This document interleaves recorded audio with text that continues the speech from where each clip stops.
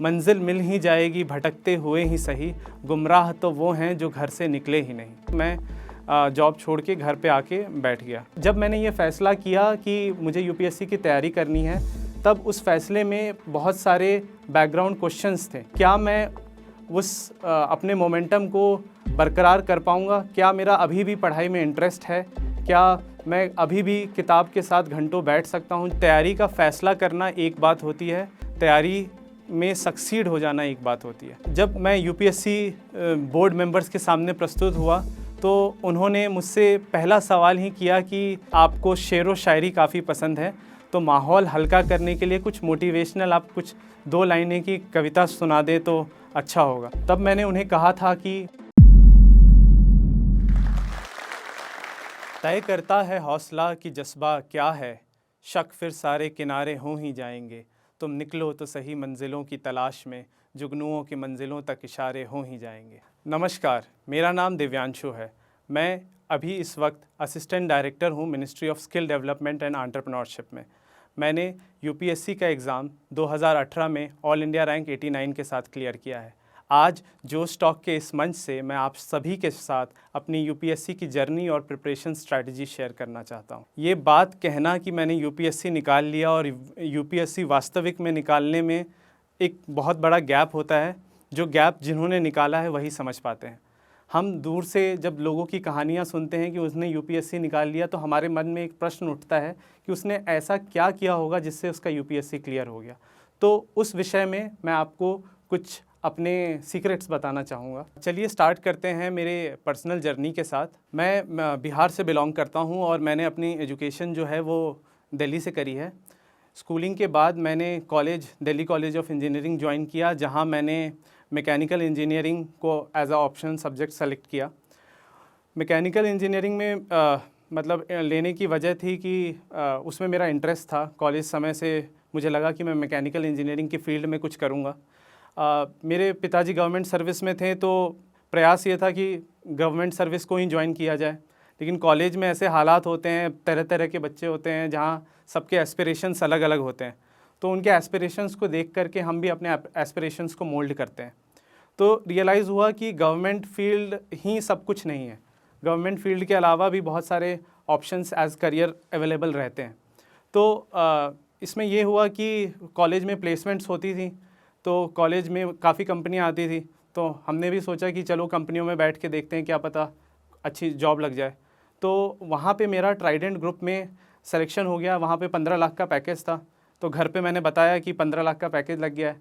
तो चूँकि उनका गवर्नमेंट के प्रति इंटरेस्ट था कि गवर्नमेंट फील्ड में जाए, तो इनिशियली उन्होंने बोला नहीं नहीं, आप गवर्नमेंट सर्विस की ही तैयारी करिए। बट चूँकि अब एज अ स्टूडेंट एक आपको एक कोई ऑफ़र कर रहा होता है जॉब, तब आपको लगता है कि ये जॉब करके देखने में क्या बुराई है, सैलरी गवर्नमेंट सर्विस से ज़्यादा है, तो ये करके देखते हैं। तो शुरू में थोड़ा टसल हुआ कि नहीं नहीं आप तैयारी करो। फिर मैंने बोला नहीं, इसको कंपनी को ही ज्वाइन करेंगे। तो कंपनी में मेरी पोस्टिंग हुई लुधियाने में मैंने जॉब शुरू करी। तो वहाँ पे ऐसा लगा कि पहले महीने तो बहुत मज़ा आया, सैलरी आ रही है तो काफ़ी अच्छा लगा। फिर 1 महीने बाद मुझे लगा कि मतलब अगर इसी में करियर को प्रोग्रेस किया जाए तो अपॉर्चुनिटीज़ ग्रोथ की ज़्यादा दिख नहीं रही है, काफ़ी सीमित दायरे थे। तो मैं विकल्प सोचने लगा कि क्या क्या विकल्प हो सकते हैं। तो फिर उसके बाद मैंने यूपीएससी आईएएस में जाने का निश्चय किया। तो लेकिन ये सब की जो तैयारी थी, ये जॉब के साथ करना संभव नहीं था। तो मैंने अपने लेवल पे एक फ़ैसला लिया कि मुझे जॉब अब कंटिन्यू नहीं करना है और मुझे रिज़ाइन करके डेडिकेटेड प्रिपरेशन करने की आवश्यकता है। तो जब ये बात मैंने घर पे बताई तो काफ़ी रेजिस्टेंस घर से फेस होने लगा कि अभी तो एक नए जॉब को ज्वाइन किया है, अच्छा खासा पे है, कुछ समय कंटिन्यू करो, इतना चंचल मन मत रखो। तो उसमें ये हुआ कि मैं अपने फ़ैसले पे एकदम अड़ा रहा कि नहीं, मुझे तैयारी करनी है, और फाइनली मैं जॉब छोड़ के घर पे आके बैठ गया। फिर जब आप तैयारी करने लगते हैं तो तैयारी का फ़ैसला करना एक बात होती है, तैयारी में सक्सीड हो जाना एक बात होती है। तो ये जो अनसर्टेनिटी थी, ये अनसर्टेनिटी जो थी वो घर वालों के मन में भी थी और कहीं ना कहीं मेरे मन में भी थी। लेकिन मैं अपने इस मन की अनसर्टेनिटी को घर के सामने प्रस्तुत नहीं कर सकता था, बिकॉज़ मुझे उनका कॉन्फिडेंस भी बरकरार रखना था। जब मैंने ये फ़ैसला किया कि मुझे यूपीएससी की तैयारी करनी है, तब उस फ़ैसले में बहुत सारे बैकग्राउंड क्वेश्चंस थे। वो क्वेश्चंस ये थे कि चूँकि मैं पढ़ाई से काफ़ी दिनों से दूर था, चूँकि मैं जॉब कर रहा था, तो क्या मैं अपने मोमेंटम को बरकरार कर पाऊँगा? क्या मेरा अभी भी पढ़ाई में इंटरेस्ट है? क्या मैं अभी भी किताब के साथ घंटों बैठ सकता हूँ, जो एक यूपीएससी की रिक्वायरमेंट है? तो जब मैं जॉब छोड़ के आया तो प्रीलिम्स एग्ज़ाम आईएएस के लिए 4 महीने का समय था। तो मैंने सिलेबस उठाया, प्रीवियस ईयर क्वेश्चंस उठाए और पहले मैंने रिक्वायरमेंट को समझा कि ये एग्ज़ाम क्या डिमांड करता है। तब मुझे समझ में आया कि इसमें क्वेश्चंस जो हैं वो आपको बहुत ज़्यादा प्रैक्टिस रिक्वायर करती है, मतलब कॉन्टीन्यूअस बहुत ज़्यादा प्रैक्टिस की ज़रूरत है। तो मैंने सिलेबस के वर्ड्स को पकड़ा, जितने सिलेबस में जो यूपीएससी ने वर्ड्स दिए थे, और उन वर्ड्स को धीरे करके किताबों से पढ़ता गया। इसके लिए काफ़ी समय लगा, काफ़ी समय देना पड़ा, लेकिन मैंने पेशेंस लूज़ नहीं किया। मैं उस समय लगभग 15 से 16 घंटे पढ़ा करता था और कोशिश ये रहती थी कि मेरी सुबह की शुरुआत जो हो वो पिछले दिन मैंने क्या पढ़ा उसके रिवीजन से हो। तो मैं पहले जो मैंने पिछले दिन पढ़ा था उसको 2 से 3 घंटे रिवाइज़ करता था। फिर मैं बैठ के जो उसके रिक्वायरमेंट होती हैं ऑब्जेक्टिव क्वेश्चंस वो लगाया करता था। तो मैं दिन में करीब 200 से 300 ऑब्जेक्टिव क्वेश्चंस डेली लगाया करता था। अक्सर हमारे लाइफ में ऐसे मोमेंट्स आते हैं जब हमें पता होता है कि कोई इम्पॉर्टेंट इवेंट आने वाला है, तो हम अननेसेसरी प्रेशर में आ जाते हैं। तो मेरे साथ भी 2017 के प्रीलिम्स एग्ज़ाम में यही हुआ। बहुत अच्छी तैयारी होने के बावजूद भी मैं एग्ज़ाम में उतना अच्छा परफॉर्म नहीं कर पाया। लेकिन मेरा प्रीलिम्स निकला, मेंस निकला, लेकिन इंटरव्यू में मेरा सिलेक्शन नहीं हुआ। तो मैंने बैठ कर के ठंडे दिमाग से एनालाइज़ किया कि क्या क्या कमियां रहीं।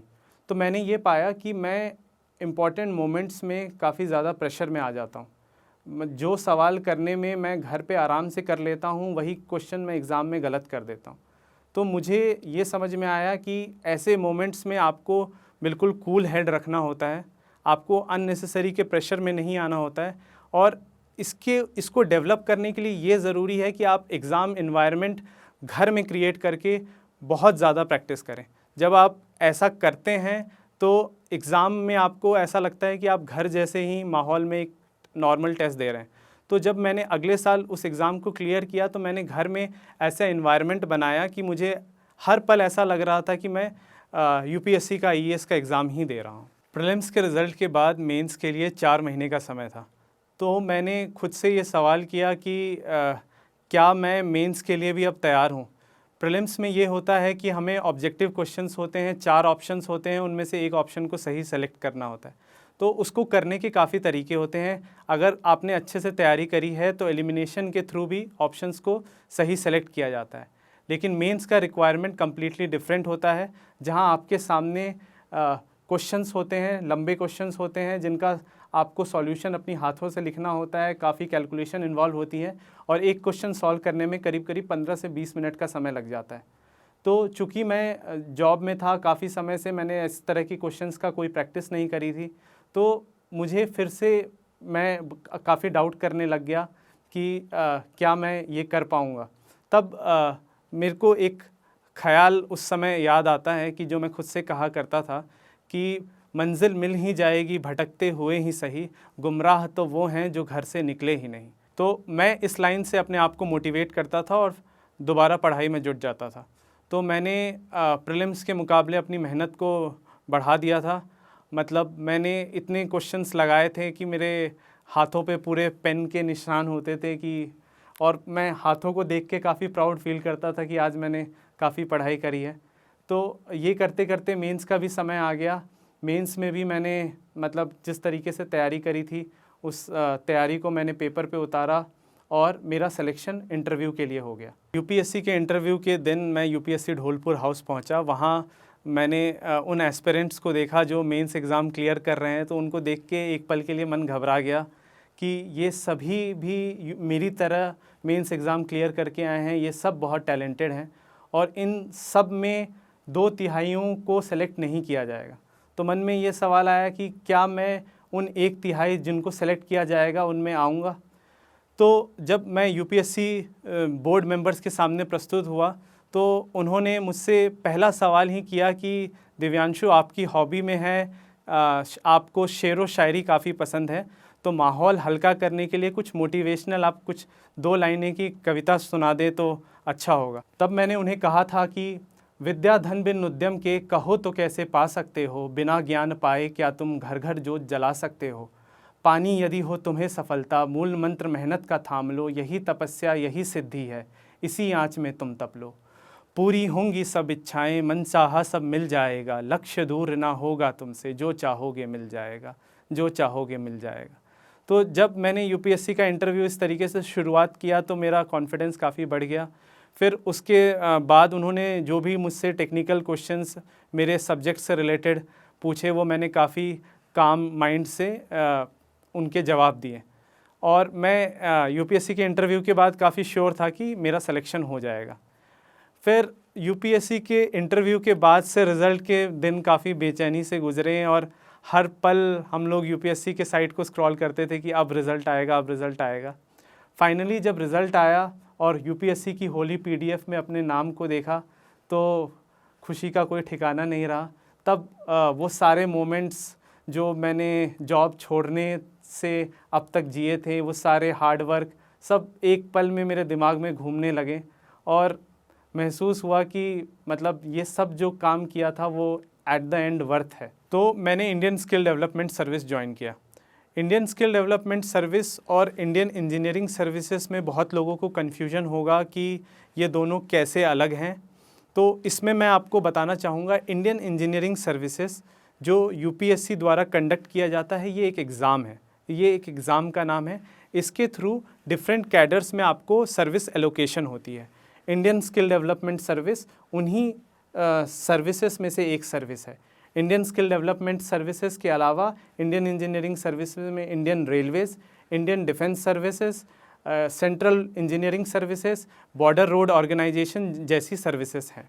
तो ये तो थी मेरी कहानी, जहाँ मैंने एक हाई पेइंग जॉब को छोड़ के यूपीएससी की तैयारी करी।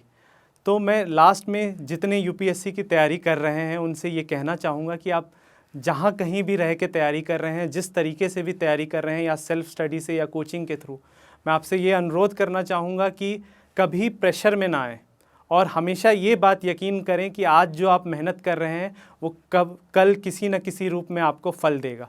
So keep working hard, keep striving. Thank you.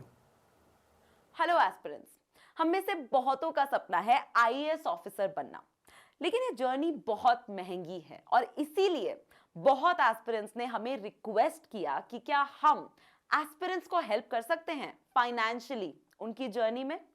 तो इसीलिए जोश टॉक्स ने कांटेक्ट किया एमके यादव सर को।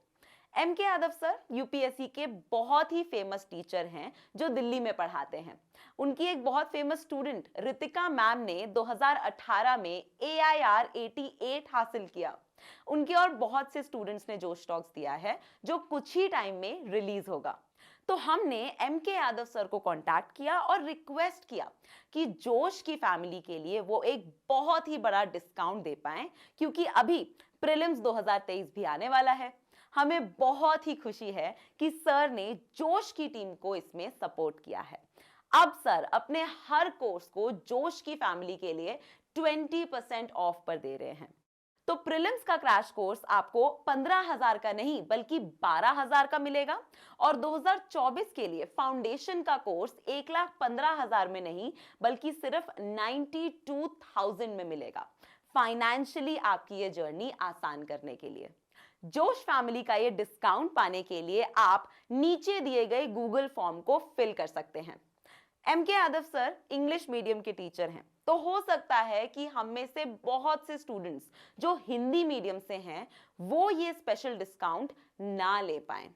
हम हिंदी मीडियम के बहुत से टीचर्स को संपर्क कर रहे हैं ताकि जल्द ही हम हिंदी मीडियम से भी स्टूडेंट्स को ऐसा ही कुछ स्पेशल डिस्काउंट दे पाएं, ताकि हम सब अपना आईएएस बनने का जो सपना है वो पूरा कर पाएं और बेस्ट क्वालिटी एजुकेशन ले पाएं। अगर आप किसी भी हिंदी मीडियम कोचिंग में पढ़ने में इंटरेस्टेड हैं पर फाइनेंशियली आप उसको अफोर्ड नहीं कर पा रहे हैं, तो हमें कमेंट सेक्शन में जरूर बताइएगा। हम इन कोचिंग से बात करेंगे और आपको जल्द ही अपने सपनों की उड़ान में आपको सहयोग करेंगे। जय हिंद।